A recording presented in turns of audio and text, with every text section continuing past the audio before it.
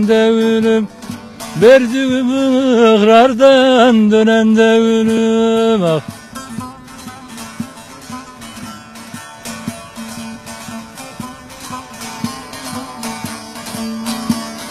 Görüp beni gül yüzünü çevirmek, uçup daldan dala gül yerim konan devrim.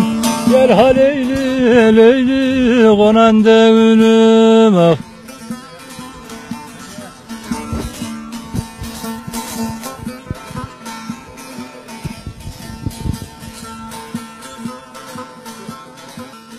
Senden sayrılara da sunmam elimi, yemin ettim sunanlardan devrim.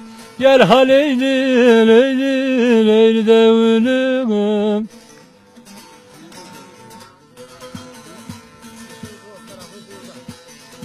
Muhammed Mustafa Habibullah'dır, bu dünyaya da başını kalan Allah'dır. Ali